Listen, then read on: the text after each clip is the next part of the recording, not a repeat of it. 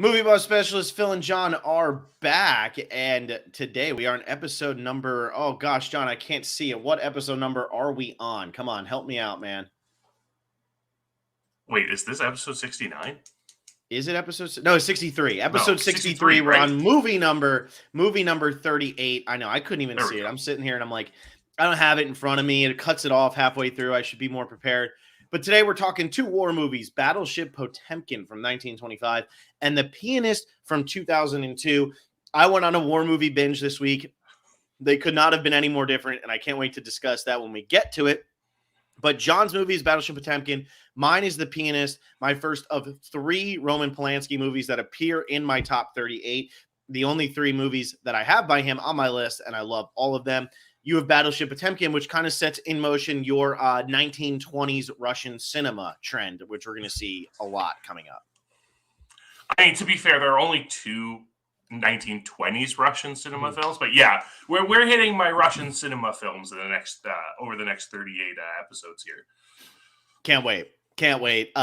Haven't seen Battleship Potemkin since college. Not sure if I saw the whole thing. They always show the Odessa step scene, and they always forget to show the rest of the movie. I don't know if I've seen the whole thing. I don't know if this is my first time. I've seen enough of it to know what the movie was, know what I was going into.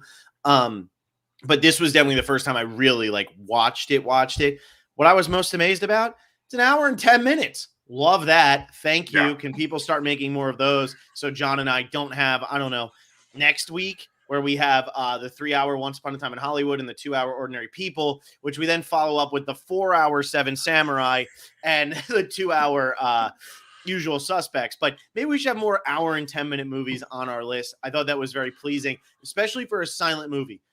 Mm-hmm. So I'm going to get into my little spiel before we get into this. But because we were doing Battleship Potemkin this week and I saw how short it was, I decided to watch Birth of a Nation because I'd never seen it. And I was really curious more than anything. D.W. Griffith, 1915, most controversial movie probably ever made. But it's also probably the most groundbreaking movie ever made. So I wanted to watch that and then watch a Russian cinema movie that came 10 years later. Birth of a Nation is 3 hours and 24 minutes long. Battleship Potemkin is an hour and 10. Just let that sink in and look at which one I gave a better review. I don't think people really understood. And I think it's impossible to ever understand. It's the same thing as people thought Avatar was going to stand the test of time, and 3 years later, it looked like shit. People didn't understand that audiences weren't going to have the patience for silence for that long. And I think a movie like Battleship Potemkin excels because it was shorter. So, John, tell me, why'd you throw this one in here as your number 38? Battleship Potemkin probably has a bit of Stockholm syndrome for me when it comes to how much I've fallen in love with this movie over the years. When I started at university, I was doing a Slavic studies degree, and I watched this movie 8 times in my first 2 years in university, just from various classes showing it. And it was in its entirety because conveniently it fits in the time that you were in the lecture. So I saw it so many times, and then I started watching it on my own and showing it to friends and stuff. I was like, oh, I guess I really enjoy this movie. And what it comes down to is Sergei Eisenstein is one of the most influential filmmakers of all time. Mm-hmm. This film is one of the most influential films of all time. And the fact that it's just this nice 70-minute story that's so easy to follow despite being a silent film, it's so engaging. It never lets up the entire movie.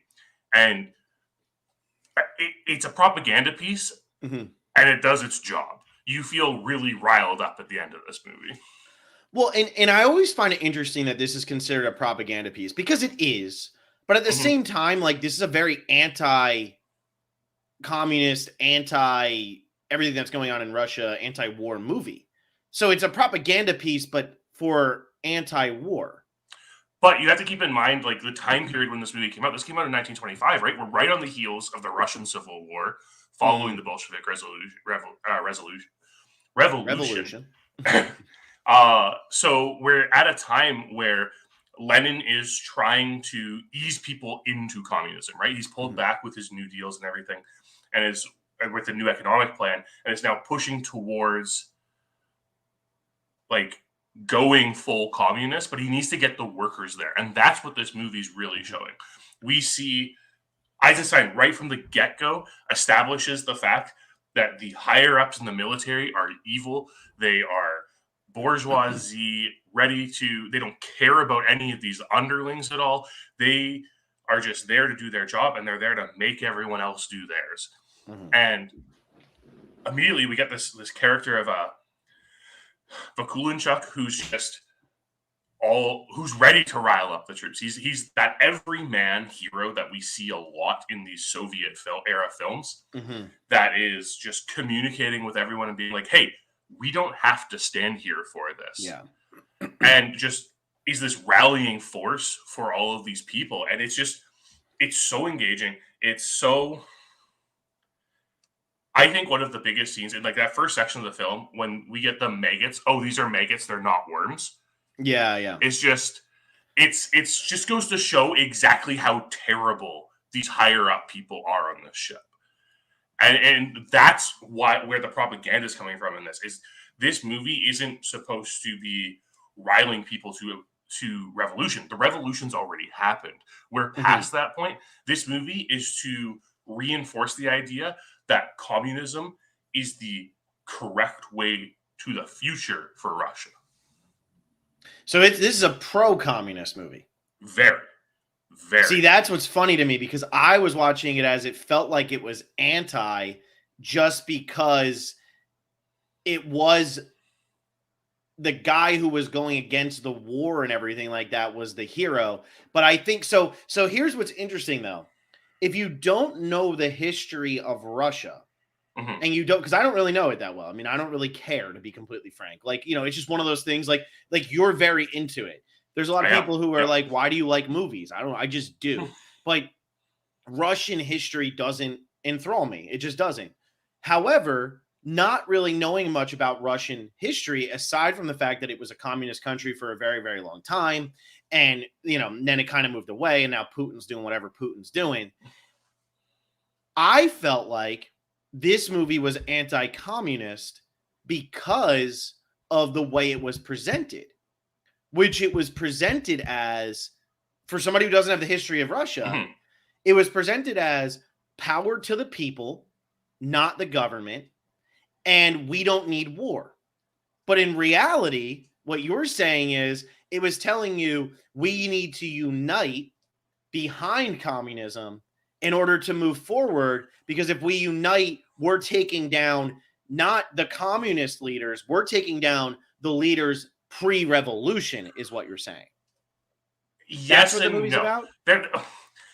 You kind of have to you have to understand the philosophy behind communism and like the Soviet idealism that was going on at the beginning of the Russian Revolution and the beginning of that Soviet era, in which the idea wasn't that there were going to be Soviet leaders. Ideally, like Lenin didn't want to lead. He just noticed the necessity of it as a transition. The whole idea in like communist doctrine is that it's more of an anarchistic society where there is no governing government at all. The reason why we don't equate that with Soviet Union is because after Lenin died and Stalin takes over, he really pushed the dictatorship in Russia and pushed that there was this Soviet leadership that was controlling everything, and that's what you had to kind of worship. Whereas we're looking at, first off, this movie takes place in 1905. So important historical context for this film. We have the Russian-Japanese War, the Russo-Japanese War happening right now, which is why we get the mention of prisoners in Japan are making war. Russia and Japan do not like each other at this time in history. Russia infamously loses this war with Japan. We have Russia's very far behind technologically from a lot of countries at this point. We're still talking while we have the Industrial Revolution happening or having happened, and we're seeing modernization in a lot of countries, Russia is still very much plow and oxing their fields all the time instead of having tractors and everything like that. So Russia's a very far behind in when it comes to modernization.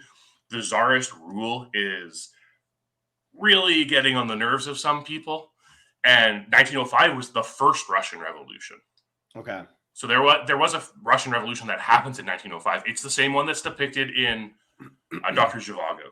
Is that 1905 revolution when and Dr. Zhivago is a very sorry to interrupt, but Dr. Zhivago is a very anti-communist movie. It is. And a very anti-communist story, but it's still told in the same fashion of those without the power seeking power, which is why this movie, to me, as somebody with limited knowledge of Russian history, feels on the surface level like it's actually anti-communist when it's actually pro-communist. Because to me, I'm just like, well, those must be the communists.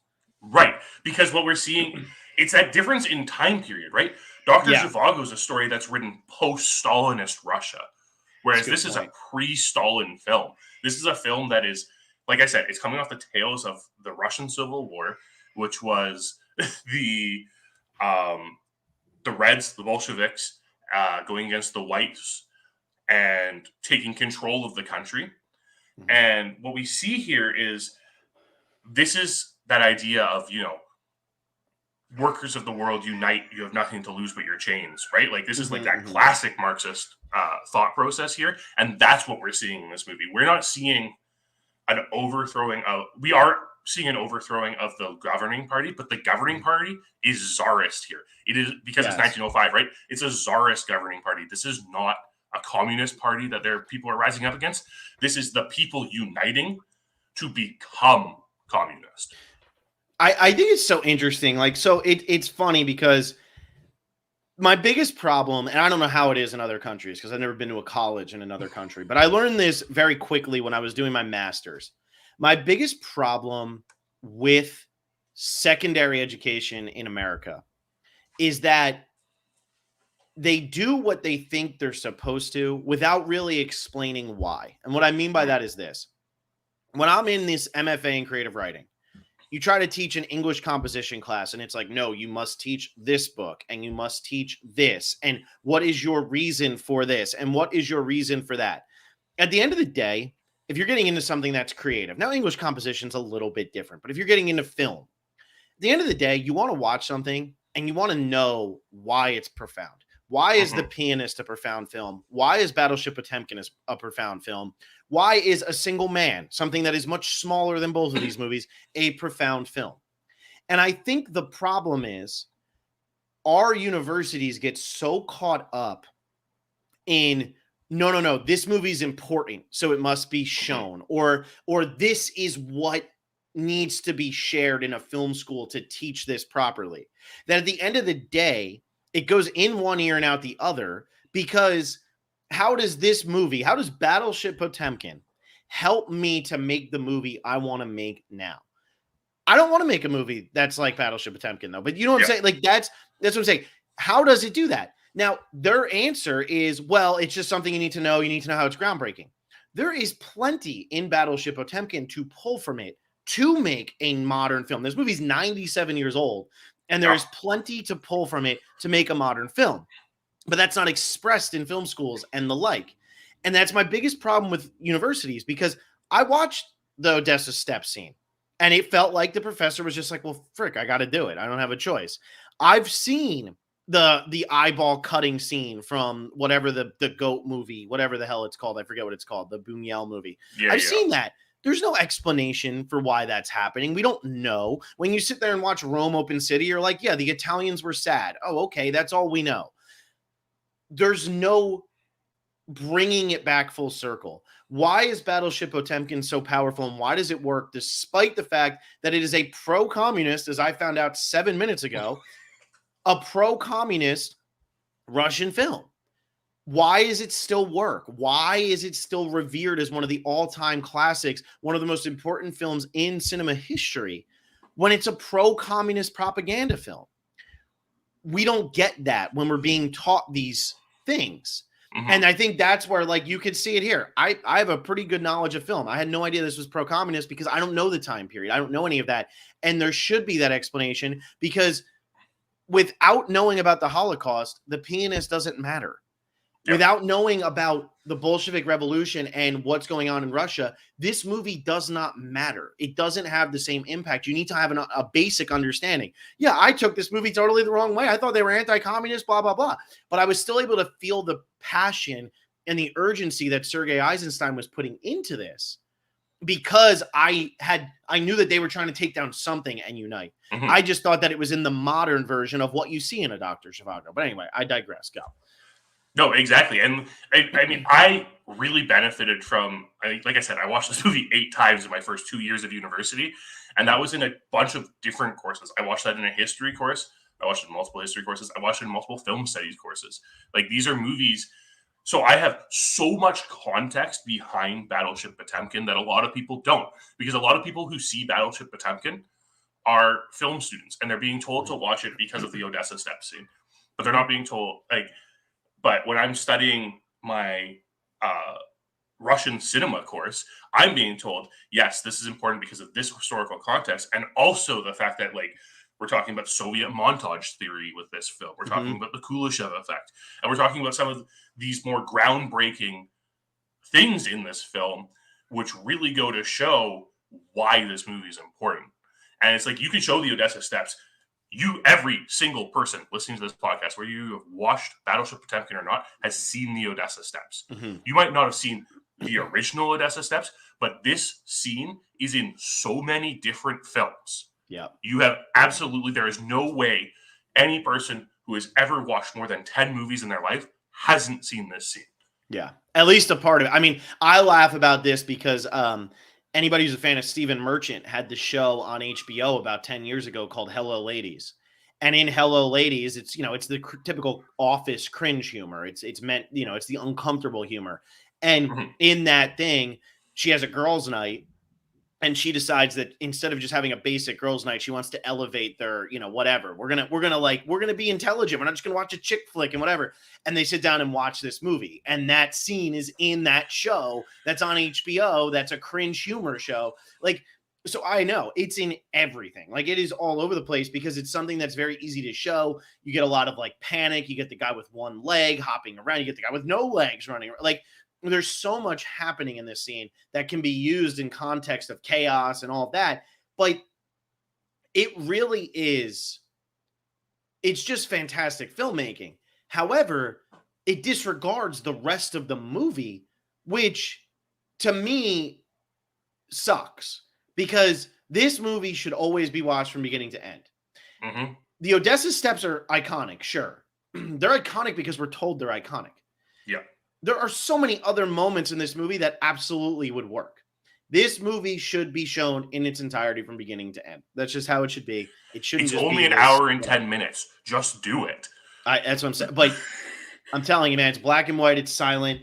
The biggest problem, here you go. I'll say it. The biggest problem is a lot of the people teaching film don't want to be teaching film. They want to be making films, and then they end up just teaching film. And so they just do whatever's on the syllabus. They get it out of the way and they go home. That's not every teacher. There's some teachers who are really passionate about what they do.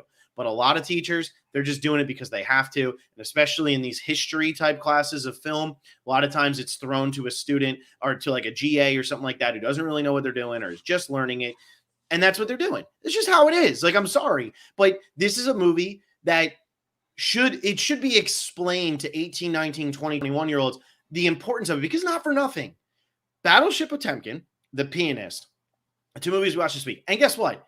I'm going to talk about The Birth of a Nation in a little bit because it's worth talking about. Like, it really is. What was the other one I watched? The one that was actually the best one I watched this week, John. What was my other Letterboxd movie? It's not coming to mind, but it will. It was Northman, wasn't it? Oh, The Northman. Freaking awesome movie. But what do these movies all have in common? Whether you agree with what they're doing or not, because let's be real, there are some questionable things in The Birth of a Nation, which I don't think John has seen. You need to watch it, John. It seriously is very much worth a watch. But every one of these movies is about a period in time that none of us were alive for. Yes, I understand that, obviously the Holocaust and all of that.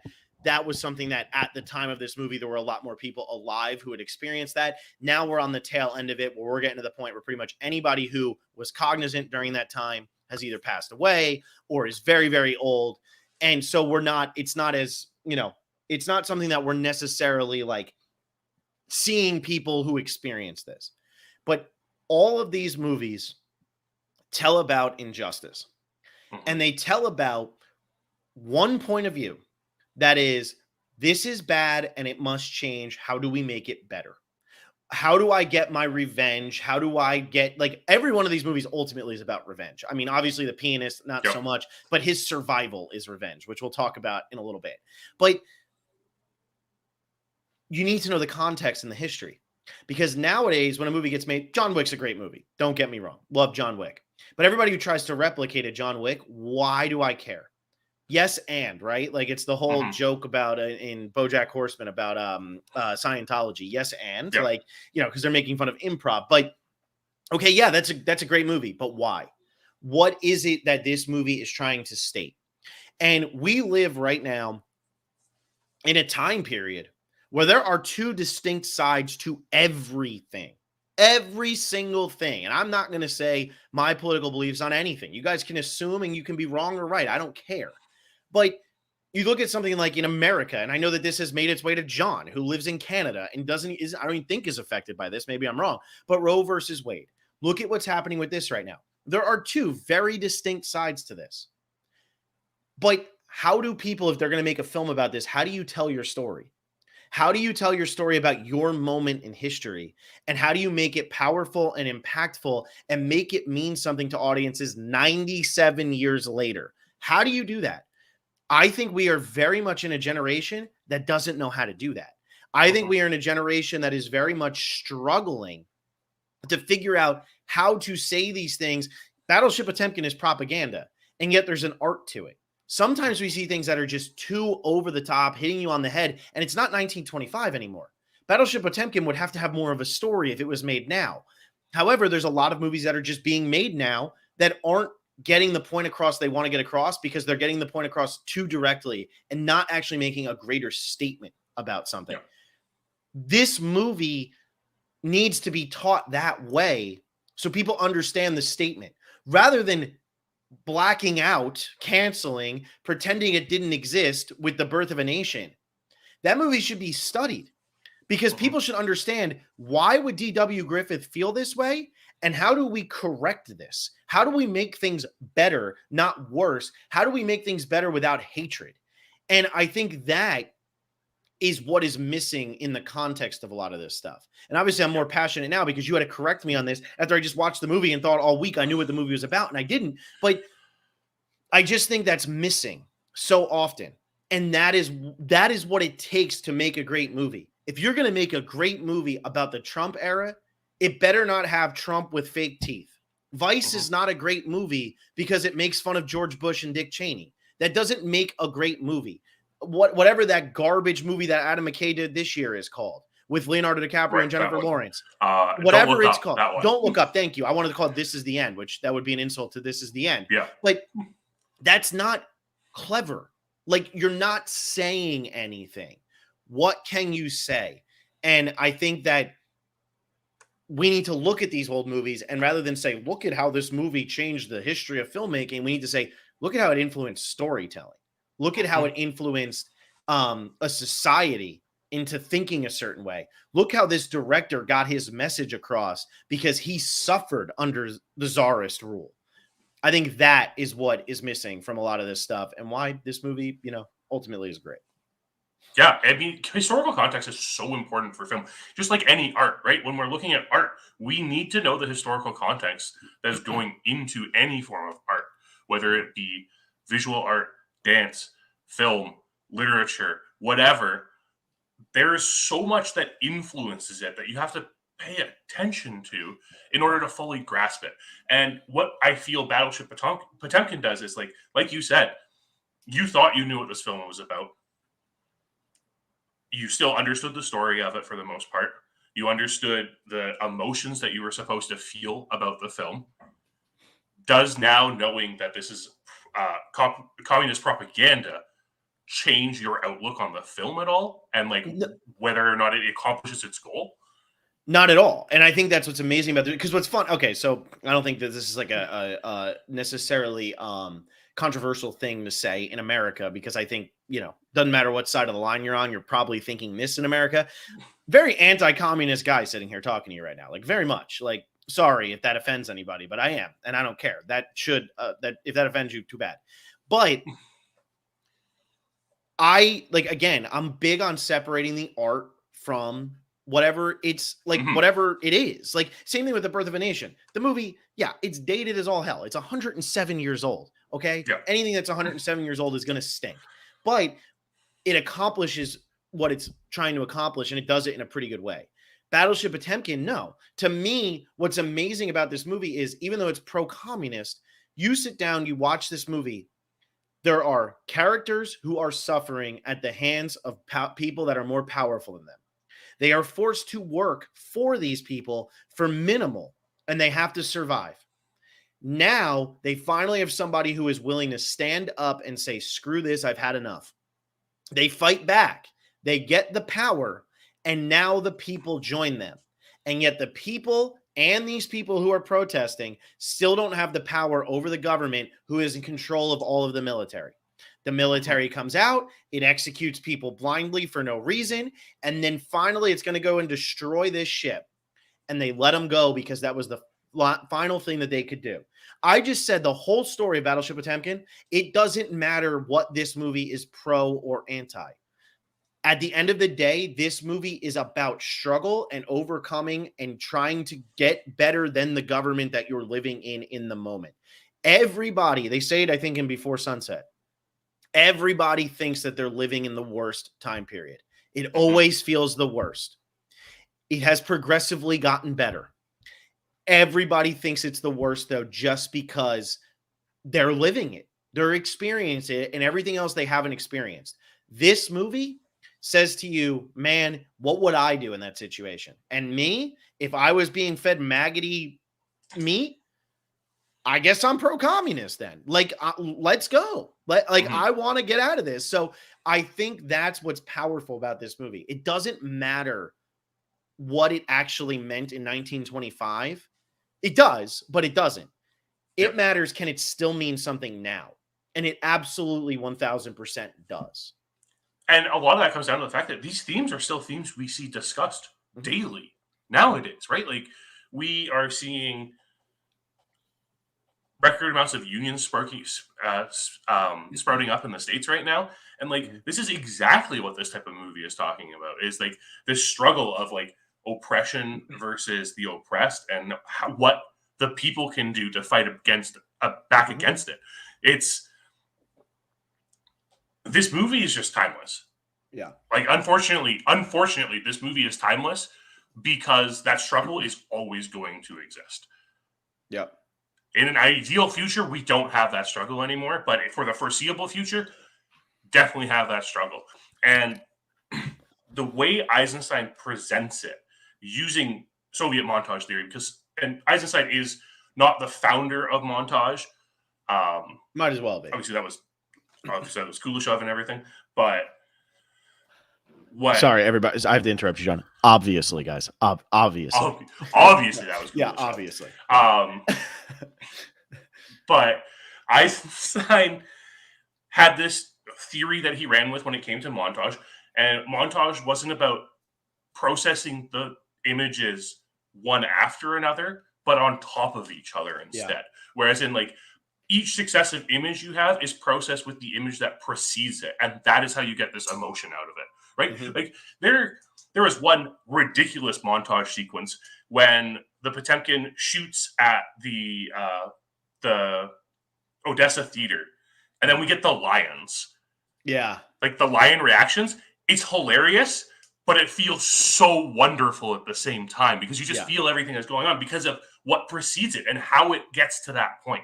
Yeah. And that is exactly why film schools always show the Odessa steps, because you get the sequence of the soldiers marching to the top of the steps. You have the chaos happening on the steps. You have the stroller going down. You have the woman getting shot in the face. All of it put together gives you the exact emotion Eisenstein is trying to capture in this film. Mm-hmm. Yeah. And I think at the end of the day, like, I also think that this creates an interesting question, though. Think about Dr. Zhivago, which comes out, 50 years later? Yeah. 40 years later, because it was 1965, I believe, or something like that. 40 years later, it comes out, anti-communist, about the same exact thing, because it's told from the eyes of Dr. Zhivago, who comes home after the war and it's not his house anymore. No, we share it. You don't welcome us. We welcome you. Yeah. And I think what's fascinating is, because you were talking about it, maybe one day we won't have to worry about this. We'll never get there, because at the end of the day, once you get what you think you want, now you have the power. Now you want to use that power. And guess what? Using power normally leads to abuse of power. Communism sounded like a great idea compared to the Tsarist rule. However, once Stalin came to power, it was no longer such a good idea, because now he could abuse that power. We saw it in Cuba with Che and all of that stuff. And what's his name, who for some reason is like Castro? in Miami. Thank you, Castro. Thank you. But like, you see it. They fight, they live, they go through the revolution, boom, everything's great, and then they abuse the power. That's the thing. And that's why it doesn't matter what this movie's about, because it's whoever's in power abuses the power. That's why I hate politics, because whoever's in power is going to abuse it. It doesn't matter who it is. They always do. It's been happening since the beginning of time, the pharaohs, whatever. Go back earlier. Doesn't matter. But I just think this movie does a really good job of showing like that buildup and overcoming that power. And then we know that it ultimately ends up not being that much better for the people of Russia after that. And I think that's also what's awesome now, watching this 97 years later, is that 40 years later, a movie about the same thing comes out and has a completely different message. And that's why I was confused watching this one. It's awesome. I love that. Yeah, it's great. This has started the magic of cinema all throughout the years. Like, cinema is a new art form. Mm-hmm. It's only been around for like just over 120 years at this point. Like, this is new in the grand scheme of the world. This is the oldest film we have on either of our lists. It's almost 100 years old, but it still has that impact today. Like, all of these, nearly a century later, a time period that seems so unfathomable for so many people to actually comprehend how short in the long scheme of things that is. But for most of us, that's more than 3 times our lifespan so far. And it's wild to think that this movie, this short, simple movie with a very simple plot, yet a very fleshed out plot at the same time, that can distinctly give us unique characters that are so distinct. You can tell exactly what their purpose is in the film. You can tell who they are when you see them, despite the fact that so many people are wearing the exact same clothes in this film. Yep. It's clear. It gets its themes across. It inspires you to, try and make life better for yourself. And that's exactly what the purpose of this film was when it was released in 1925. Yeah. So you said something cool there, and I'm going to move into the next segment, because Battleship Potemkin landed, John. Thank you. It did. One question. One more thing, and then I'm going to say something. Did you watch this on Canopy? I did. Okay, so you watched the restored version from 2007 then? Did I watch this? Did it have English? I watched this on HBO Max. Ooh, did it have English or Russian intertitles? Russian. Okay, interesting. I watched the Russian with the English subtitle for all of it. Interesting, because I watched it on Canopy, which is the Criterion Collection version of it, and it is the restoration, which actually has gone back to the original score. If you were watching it in Russian, you were probably watching... I have to remember. I don't know. Because this is the first time I've ever watched the restoration. I've only ever watched like the 50th anniversary re-release, which has the Shostakovich score instead than the original Maisel score. And this one, it felt better. You know what the biggest I love going back to that original score. You know what the biggest thing to note is, John, when you talk to me about this kind of thing? I only read the English parts. So I don't know. Of course. To me, it was all in English because I read it. I mean, it was there. Right. But I don't remember, but I feel like it was Russian with the English. I don't know. But then again, I did watch 2 other movies that had interstitials this week, and they were in whatever weird thing, whatever the hell the Northman is doing. So, yeah, I mean, maybe I'm wrong. It would be the first time, but maybe I am. I don't know. But I want to jump ahead real quick. And let's go into what the best thing we watched this week was. But I'm going to start with mine because I've already talked about my movies. But it's funny you said that thing about 97 years ago. Think about what we did, blah, blah, blah, about how young film is as a medium. I watched The Birth of a Nation this week. It is the oldest film I've ever seen. Yeah, I've seen, the whatever, the train pulling into the station. It's not a film. It's a train pulling into a station. The Great Train Robbery and stuff. Yeah, all that. But in terms of feature length, and I think there's maybe only like 4 or 5 surviving films that are older than this one. I watched it this week. It was the oldest movie I've ever seen. It was 107 years old. How many books has every single person who is listening to this podcast, who is on YouTube, read that are over 107 years old? A lot. And I think that's so fascinating about how far film has come because it's 107 years old. And this is why I am anti-censorship out the ass. I don't care what it is. I literally don't care. I'm anti-censorship. I think censorship is the worst thing we could do because I think you learn from everything through the past. Not for nothing. Most of what I know, probably 80% of what John knows, I'm more like 95%, comes from movies. Because you learn about history through movies. You learn about through a movie like The Pianist. You're going to learn about, World War II, Battleship Potemkin. You're going to learn about Russian wars and all of that. But The Birth of a Nation doesn't stand the test of time anymore. It wasn't going to. Intolerance, which came out a year later, it's amazing that D.W. Griffith did these in back-to-back years. Intolerance is a phenomenal movie. Intolerance is a better movie.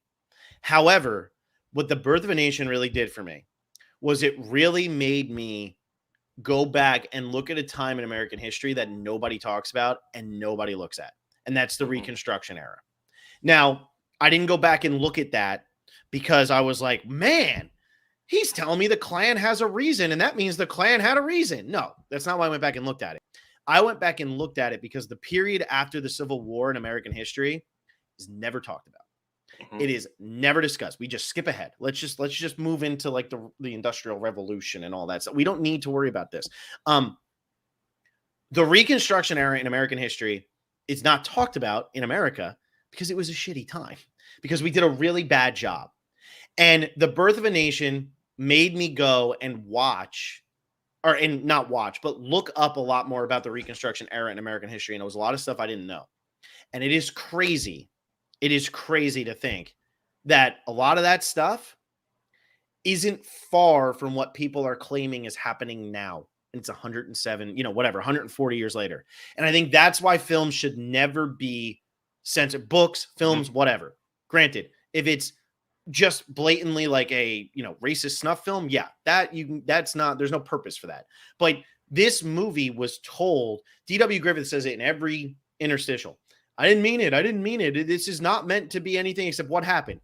Okay. And then he uses words where you're like, sure. You didn't mean for that to happen. But I think it's worth watching. You can watch it with absolute disgust, but it also is very interestingly told from the point of view that we never, ever, ever, ever get in American cinema, or really in cinema in general.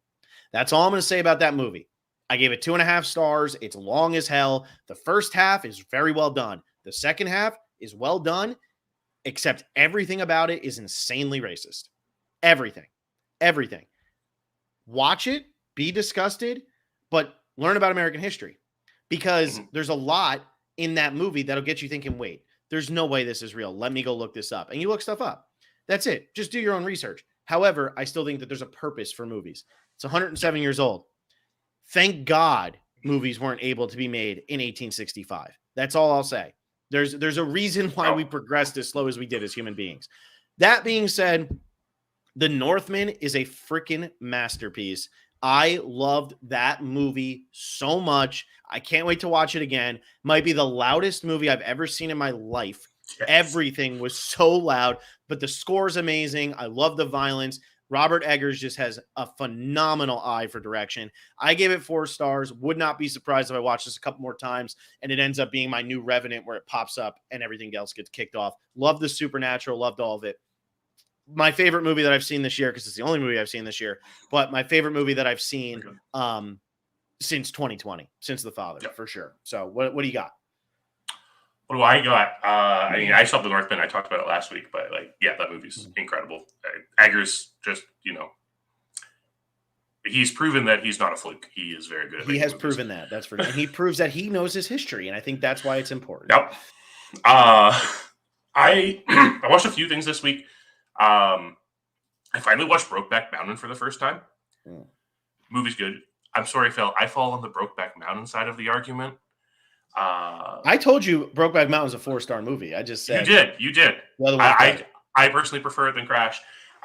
Great movie, incredible performances. I was blown away by it. Not the best movie I watched this week, though. I watched Raizuki Hamaguchi's other 2021 film this week, Wheel of Fortune and Fantasy, and that was such a fascinating film to watch, especially after watching Drive My Car. It's very clear Hamaguchi has this love for slow cinema, so obviously I love everything that he makes.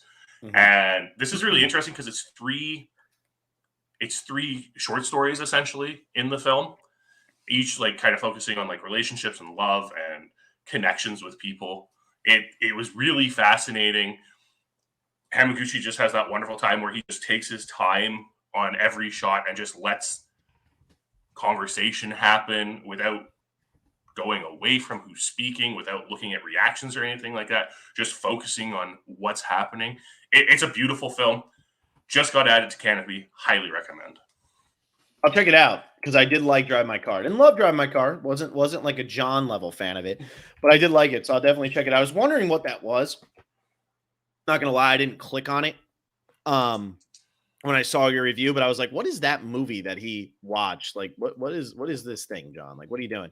But that totally makes sense that it was the other Hamaguchi, considering you love that guy now. So I do. Yeah. All right. Well, let's jump over to The Pianist because now, we're at 41 minutes and we got to talk for a half hour about this. So here we go. So The Pianist from 2002, my favorite World War II movie. I think it's the best made one. The reason why I go with a movie like this over a Schindler's List, and I know Schindler's List is, the one that's the best revered and all of that, and it was Spielberg, and I continue to go back to this movie. Schindler's List is too hard for me to watch. Yeah. This movie, and maybe that makes it more powerful and a better movie, but I still think that this movie has an unbelievable amount of realism in it. It doesn't shy away from anything. Me and John were actually talking about this because John had mentioned to me that it's so hard to rate Nazis as villains in movies because you just expect them to do the worst thing, so you're numb to it. Polanski knew you were numb to it. Spielberg cut away a lot. You would see the ash coming up, which, it's maybe a little bit more poetic. But when those guys are laying on the ground on their faces and they all get shot in the back of the head and we don't get a single cut, and then the only cut we do get is to show the guy when he's reloading the gun so that the guy can look up at him, it's brilliant. The other thing with this movie is, and why this was the little story I wanted to tell him, why it's so full circle and why it's actually hilarious, the timing of this, and we'll talk about that in a second. So this was the last real movie, and by real movie, I mean, drama, whatever, that I watched before America shut down for COVID. And yeah, you want to talk about building your freaking anxiety. So when me and Rachel eventually decided that we were going to leave California and go to Arizona to stay with her parents for a little while, that we were watching Finding Dory. But in terms of like a movie that we really sat down and watched it, we watched this, I think that Thursday night or something like that, or that Wednesday night. And the world shut down that Friday, at least in Los Angeles. Everything shut down that Friday. And I remember at the time watching this movie and just being like, no, like this is what I'm scared of. Like, this is what I'm worried about. I'm worried about, we're going to start with this. We're going to start small. We're going to start small. We're going to start small. And we're going to build up. And eventually we're going to have no power. And we're just going to exist. That's what I was scared of. And you want to talk about paranoia, to sit down and watch this movie and then 2 days later be told that your government is shutting everything down. Woo, that is a frightening thing. I'm not Jewish, but that was frightening. Yeah. But I find it unbelievable that this movie timed up And we couldn't have done this on purpose. We had weeks off. We had weeks where we did 2 movies. We had 2 weeks off. We did whatever. This movie timed up perfectly with me finishing out an incredibly hard year of work because it was just, everything just ended. I'm about to get into my wedding. And today, the day that we are talking about this, the EU just announced that they are lifting masks on their airplanes, which almost makes this come as full circle as it possibly can, because the airplanes were have been the last thing that have really held on to a lot of masks and things like that. That's as close to full circle as you can come from beginning of pandemic to end of pandemic. Mm-hmm. And I just found it unbelievable that this lined up that perfectly because of the stress I felt after watching this the last time I watched it, to how therapeutic in a weird way it almost felt, of we're coming out the other side of this. And ultimately, and I'm not trying to compare myself to this movie, obviously, but ultimately what this movie, and it's, based on I think the memoir by Wally Spielman. I think he wrote the book. Okay. Ultimately what this is about is he went through every single atrocity he could go through. Mm-hmm. And he managed to continue to survive just based on luck, good graces of random people, timing, all of that stuff. And he made it through. And this is where I say, we always think we're living in the worst time. You watch this movie and you realize, I'm not living in the worst time. Not for me. No way. I'm not even close to what this guy went through and his family went through and the Jewish population of Poland went through. Not even close. But it was so surreal to me. When I looked at the calendar, I said, wait, that's going to line up with the first week that I have entirely off from sporting events that I've been working nonstop at, 80 hours a week. No way. It's just crazy. And it's literally, we're talking about the day that the EU announced that they're going to lift masks. It's just so weird to me. But anyway, go ahead, John. Talk about the movie. Now that I gave my speech about this, the birth of a nation, all this shit, shut me the hell up and go. I really agree. This is the first time I've watched The Pianist, and it's been one that's kind of been on my radar for a while. I just never got around to it. It's a really impactful movie. Mm-hmm. Adrian Brody's performance is fantastic, but what Polanski does, I'm really glad we talked about Repulsion last week and Polanski's use of the the setting to depict the deterioration of the mental state, because we see it again in this film, but it's the actual deterioration of Warsaw with with Spielman, all of his life and everything, but we see him degrading as Warsaw degrades, and it really goes to show where Polanski came from when we look at Repulsion, where it leads to with The Pianist. This, like you said, this movie is unafraid to move away from those terrifying moments of what Nazis do, what they did, what they do, and everything. And more importantly, World War II films really fascinate me because we all know the outcome of World War II. Mm-hmm. Hopefully everyone understands how World War II concluded at this point. But a lot of the times when we have these films and we understand what happens after the conclusion of what the film is, there feels like there's really lessened stakes. World War II films never feel like that, because at any point these characters can all just die. Absolutely.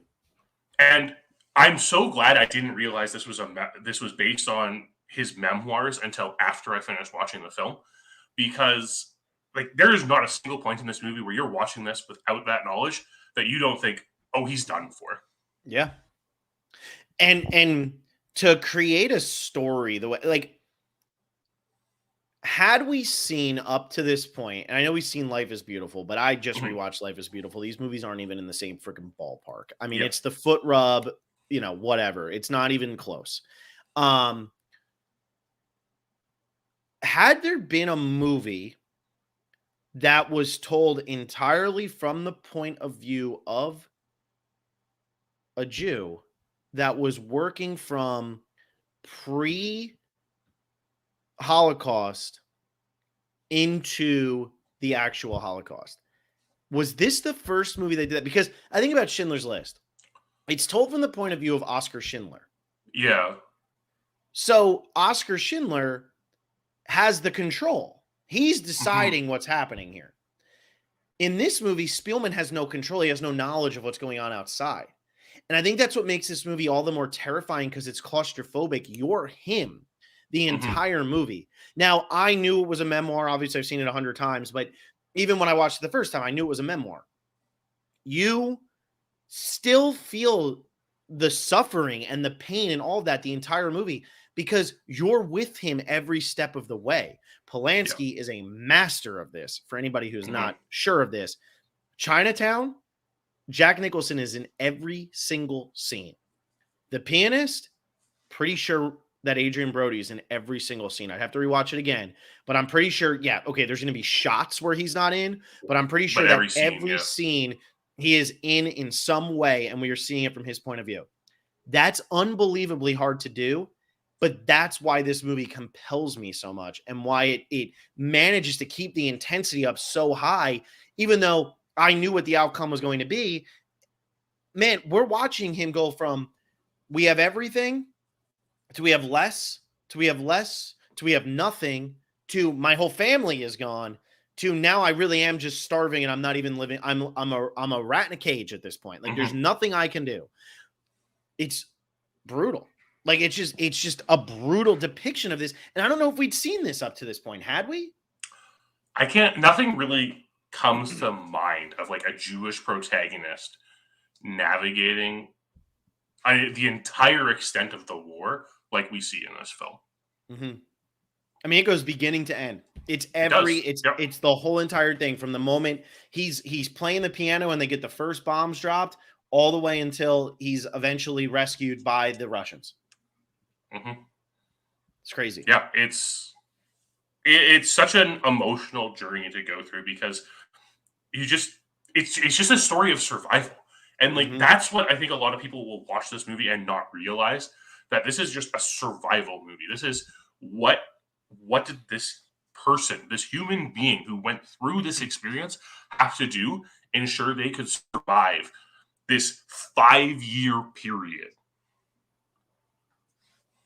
Well, and so what I love though about the survival aspect of this, so many survival movies are human versus nature. You know, you think about The Revenant. He gets left behind, but then it's him versus nature. How does he get back? So many of these revenge, Apocalypto even works. You know what I mean? Like these types of movies. This movie is a survival movie entirely at the hands of other human beings. And even in like, you know, we've seen movies obviously with that, but like this is like 12 Years a Slave. All of it could have been avoided if human beings just cared about other human beings. That's how it could have been avoided. And again, that's why I go back to my speech earlier. Censorship is bad. Learn, watch it, be disgusted so that you never, ever, you want to have that. What does he say? Alex DeLarge in A Clockwork Orange, he had the sicky feeling or something, whatever he says. You want to have that because you should. And watching a movie like The Pianist, it's brutal. It's so hard to watch because at the end of the day, you know the outcome for most of these characters the first time they come on screen.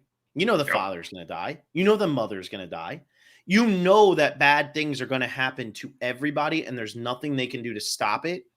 And now it's about his survival, all because other human beings were terrible. And how does he survive at the end? Because a human being offers him a lending hand. That's how he survives because you can't do it without it. And that's why this was such a helpless situation for the Jews during this time because there was nobody to lend the helping hand. We hear it in this when the father says, I blame the Americans. Like they should have been here. They should be doing more. They're not doing anything. I think that is that's what makes this movie so horrifying and makes Spielman such a good character to watch throughout. I'm sorry, I missed everything you just said because my headphones decided to turn off. Oh, that's fine. You don't need to know. I was just talking about Spielman and all that stuff. The interesting thing about this film is like I really enjoy the fact that it never really dives into Spielman's relationships with any of these characters, and that it just focuses so much on Spielman. It's like we get enough to understand his relationships with those characters, and to understand how they impact him when things happen to them. But there's no focus on it because that's never the focus of this film. This focus is all on Spielman and how he's struggling to survive through all of these different escalating issues that occur. Well, and I think too, like when it comes to the relationships, you're not thinking about it. Like, how often do you actually think about familial relationships? You don't, especially like in this time period where you're living with the people and everything like that. You're not thinking about the relationships with the people that you live with every day. You're thinking about relationships outside, which we see a little bit more with the guy who's trying to get him work and the guy who does, the guy who helps him get the brick thing and the police officer and all that. But a lot of times direct family just leads to frustrations. You want to go live your own life, whatever. And we see that scene when they're walking towards the train where the sister says, "I wish I knew you better." Or he says, "I wish I knew you better." Yeah. She says, "Thank you." But like, you live together, but you don't know, because what does it matter at the end of the day? At the end of the day, you just do what you do. And yeah, your family's going to frustrate you. But we see not necessarily the relationships with other people, but we see their personalities. And the brother, they'll never, he's fight. And the dad, no, they're never going to get to that point. It's never going to get to that point. No, now you have to wear an armband. No, now you have to do this. And again, like, being that this was the first movie or the last movie I watched before COVID really broke out and everything started shutting down. First, it was we shut down. Then it was, okay, it's 30 days. Then it was longer. Then it was masks. Then it was this. And it just kept going and go. And I was like, wait a second. When's it going to come back? Because The Pianist is a perfect example of that slippery slope. Once they took one thing, that was it. And there's that great line later in the movie where they say, it's ending now. Nobody thought it would happen, but the Jews are standing up. The ones who fought, the people who died in that building, it's, oh, what did they die for? Blah, blah, blah. They died, and it inspired people to fight back. And for so long, there was no fighting back. We hear them at the one part. We outnumber them 5-1 or 10-1, whatever it is. Yeah. What are we going to do? Well, we're just going to get killed. You're old. How are we going to do this? It doesn't matter. It's that feeling when you're human. The fear of death is always greater than the fear of like breaking free, know? And I think that this movie expresses that so well, though, because it does bounce into the heads of the other characters, but it focuses on a character who's like, I'm just going to do things right. Leave me alone. Let me live my life. Who's not able to do that because it's impacted, but he doesn't have strong beliefs one way or the other. Normally you want your protagonist to have very strong beliefs one way or the other, because that makes them more compelling. This movie works better because Spielman does not have as strong of beliefs, and he just wants to live.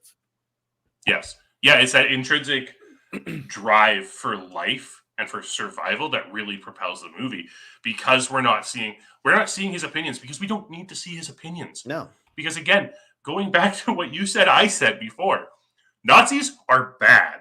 Yeah. We all know that. We don't need a character's opinions on what Nazis are doing, because we know they're bad. So by Polanski deciding to completely neglect that aspect of it and focus more on the survival aspect, it's now different than every other film about a similar subject ever made. Exactly. And it's more jarring at the end when the Nazi is good to him than anything you see in the entire movie, because everything you see in the entire movie is what you expect. But when the Nazi is good to him, you're like, well, wait a second. What's this cat and mouse game? What's he going to do? And he just lets them live there. He just lets them live because he knows that they're going to lose. And I think a lot of times too, like we saw Cabaret. Like, I love Cabaret. Cabaret gets into pre-Nazi Germany, as it's coming into effect. With Schindler's List, it's already there, but it's from the point of view of a German. So what is that? It's different. This movie really deals with the start of the power of the Nazis. But then it goes far enough that it actually explores what was it like when they knew they were going to lose. If you haven't checked out a good movie comparison to this one is Downfall. Yes. Phenomenal movie if you haven't seen it, for anybody who's out there. It's about the last days of Hitler's life. It is incredible. It is absolutely incredible. Watch it. You won't regret it. It is a phenomenal movie. And we so rarely see the Nazis at the point where they're losing. We see in Life is Beautiful, oh, they're burning everything because of this, that, and whatever. But we don't see them really admitting it. They're still like, they're still Nazis. In Yeah. this movie, we start to see them as something else. And that's very rare. And I think that's a very interesting thing that Polanski's able to pull off. You raise a really good point, because a lot of the times we don't see Nazis as they're losing. We see allies as they're winning. It's a good point. Yeah. It's a good way to put it. And like, that's the way it's usually portrayed to us. So when we get that glimpse into, because Nazis, like I said, Nazis are bad, but like, not everyone in the German military was a Nazi. And like, that's something that's often forgotten when we're talking about World War II, is that a lot of these people were just doing their job. They were forced into it. They didn't believe with that what they were doing, but their alternative goes back again to survival, right? Their alternative is death at that point. So when we see compassion from these characters, yes, it's taking our preconceived notions of a Nazi and shifting it on its head when we get to the end of this film. But that's what makes it impactful, because in the end, we're looking at people here, right? Yes, the higher ups in this film who are, making people lie down on the street and shooting them in the back of the head, they were the real bad guys. Mm-hmm. But we don't often focus on the everyday German who was in this war and had to live after this war. Well, and I always think, and I always go back to the scene in Cabaret, one of my all-time favorite scenes, when they're singing that song, and it slowly pans out to show the guy, it's a kid who's a Nazi. And everybody's singing along with him, and he turns to Michael York and he says, "You still think that they don't have the power to do this," or something along those lines. Yeah. What happens throughout history, like, you see it, right? Like, okay, that was very popular. George Bush invading Iraq and Afghanistan, whatever else he invaded, was also insanely popular when it happened. Insanely popular. People want to forget that they supported that decision. Just like people want to forget that they might have supported the Nazi Party. I'm sure they felt that way in the 50s. Yep. People try to forget that stuff. And again, I just keep going back to learn from it, learn from it, learn from it, learn from it. Don't be disowned because you had a bad stance at some point, if you know when to jump off the freaking ship. And what was very popular at one time, 2 years later, all of a sudden it's like, well, wait a second. If they're exterminating an entire race, air quotes, of people, maybe I shouldn't be on their side. I'm leaving that. The biggest problem is it's the fear that if the Nazis, who were just there because they had to be, and the Jews, who had the numbers, actually communicated, it all could have been stopped. However, there's that fear, like you said, if the Nazis do anything wrong, they get killed. If the Jews do anything wrong, they get killed. It's a lose-lose, but how do you get the courage to stand up to that? Battleship Potemkin's a movie that's about the courage to stand up to that. Yep. Hundreds die in that movie, maybe more. I don't know. They didn't have enough extras, but it's about that courage to stand up. And I think that is where a movie like Battleship Potemkin, which is about a revolutionary moment, is more willing to say, we're going to stand up, because they just had. With The Pianist, they never did. And that's the scary part about it. If there was no intervention, it might have never, ever, ever, ever stopped. World War II, if the Germans win, what happens? These people are just murdered. That's it. And I think, like, I don't know, that's just like what I think about with these movies. Like, yeah, you bring up a good point. Not every Nazi was bad towards the end, because they were like, what are we doing? But then at that point, how do you leave? You can't leave. And so I just think, like, these perspectives and like talking about that kind of stuff is what's important, because, there's a lot of things you're going to do at one point in your life that you're not going to agree with 10 years later. Hopefully, though, you didn't have to murder thousands and thousands and thousands of people in order to realize that you were doing the wrong thing. Yeah. That's my profound thought. Yeah, exactly.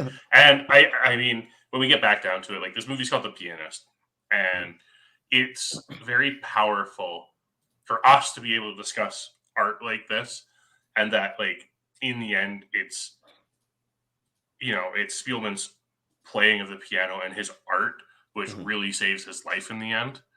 Mhm. And it's that appreciation for art. And we're just so privileged to be able to talk about this and to look back on these moments and learn from them. I love that scene where he plays the piano for the Nazi because he thinks he's going to die. He thinks this is the Yeah. last time he's ever going to play, and he just plays it with all his heart. Everything he had built up over those years, he does everything he can because he thinks it's the last time he's ever going to play the piano, and this is going to be his last act on Earth. And he doesn't get killed. What almost Mhm. kills him is the fact that he wore a jacket that was given to him out of a gesture of kindness. Yeah. That almost gets him killed. But I think that's a great moment. The direction is great, but I do want to mention before we, jump out because we'll probably go like 5 more ish minutes. All right. But Adrian Brody's performance in this is so amazing. And it's very fascinating to see the types of people who work with Polanski. Mhm. Polanski has a hard time getting actors to work with him for obvious reasons. There was a brief period where he did Carnage, and that was great. But if you really think about it, like Rosemary's Baby, Chinatown, after that, who was really willing to work with him? And then we get to this movie. Adrian Brody's a household name now. In my opinion, Adrian Brody's also a one-hit wonder. I Mhm. think I think he's had some good performances. The Grand Budapest Hotel, he's phenomenal in that. He's had some good ones, Darjeeling Limited. But this is the only thing people really know him for. What's that Yep. guy's name? And he won the Oscar for this. Mhm. And how many people passed up this role because it was Polanski? Or how did Polanski land on Adrian Brody? And how did that align? I think Adrian Brody was like 26 or 27 at the time of this movie. He was very Yeah. young. And he got this, he wins the Oscar, and it's like, whoa, where did that come from? When he's got the jaundice and what he does with the jaw, and he just the way he walks, the way he Mhm. moves, it is an absolutely incredible performance. Well-deserved Oscar. It's a shame that he never really got a leading role like this again. Tried through the movie The Jacket with was it Keira Knightley? Nobody cared, but like Detachment, He was in that Peter nobody. Jackson King Kong movie as the lead.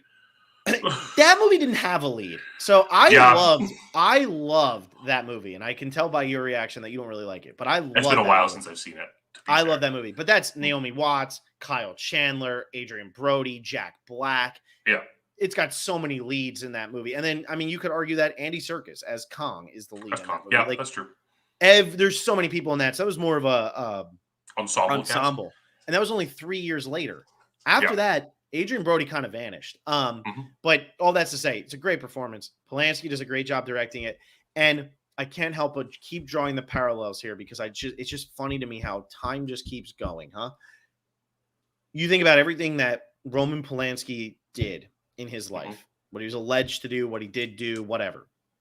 And then you look at a movie like The Pianist, and it's a beautiful movie. It's an artistic movie. It is a profound movie. It is maybe the most or second most devastating portrayal of what it was like to be Jewish during the Holocaust. And this movie to me almost feels like he's trying to gain some sort of atonement. Something. Mhm. Something. He wants something. He wants some sort of forgiveness. And I go all the way back to the other movie I watched this week, The Birth of a Nation, where he made that movie. It was so, so, so, so controversial. And it led to the rebirth of the Ku Klux Klan, which obviously is not good. And D.W. Griffith, weird. It was like there was interviews with him during the Canopy thing. You could tell that he was not happy with that. So like, I feel like in his heart there was racism, but not as much racism as that movie portrayed. And the next year he makes movie Intolerance, which is 4 stories about love and overcoming and hatred and how it ruins and how you can Yeah. overcome that.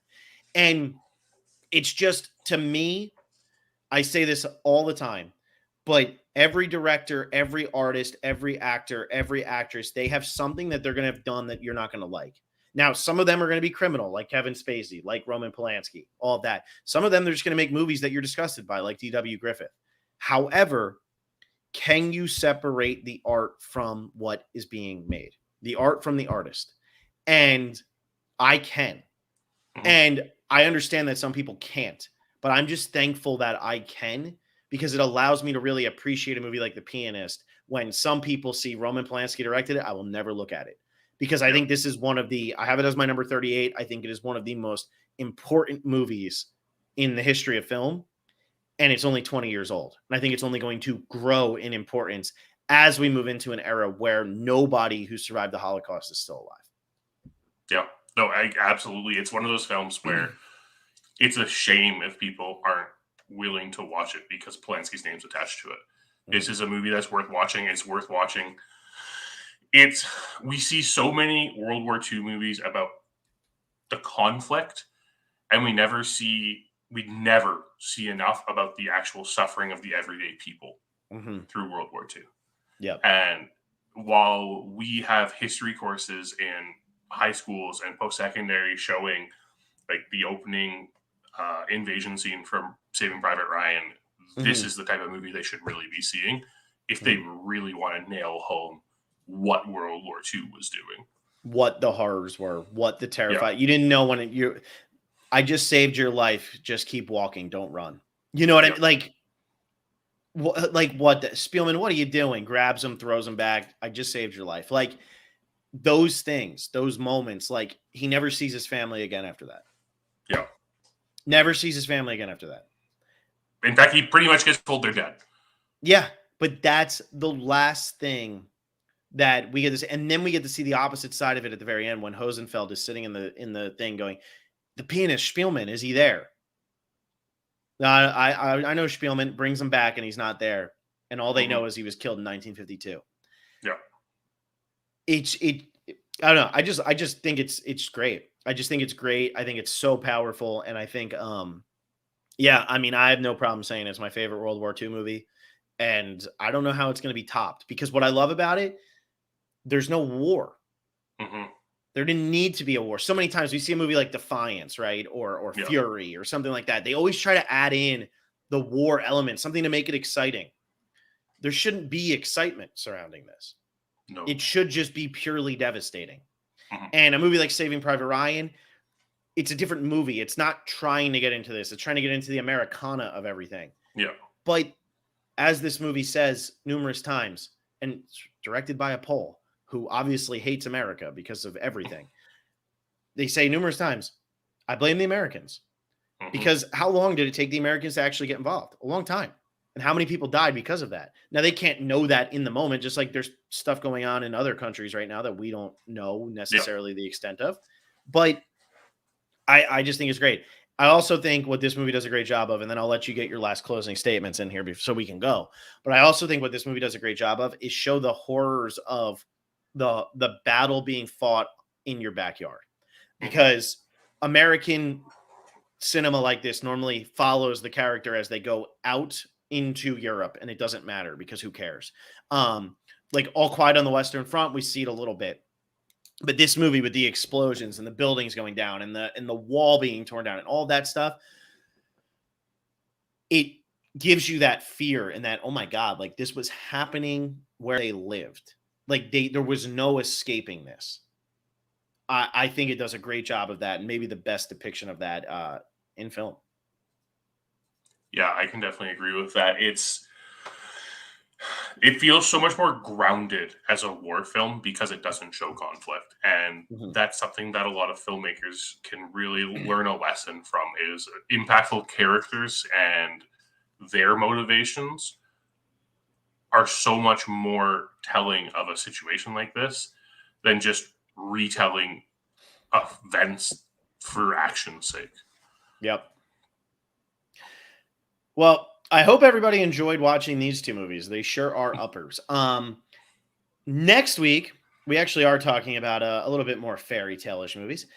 Ordinary People from 1980, absolutely brutal. And Once Upon a Time in Hollywood from 2019.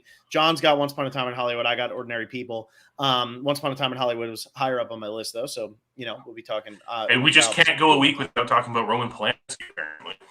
I'm telling you, man. I'm telling you. It's crazy. This is 3 weeks in a row that we're going to be talking about Polanski. We'll have to find a way to get him in there for the Seven Samurai Usual Suspects episode before we take a 4-week hiatus. But yeah, thank you all for listening. We'll be back next week with that one. And then we'll have one more week, and then we're going to take a long 4-week break. But Still got 2 weeks left. So next week, Ordinary People and Once Upon a Time in Hollywood. See you all then.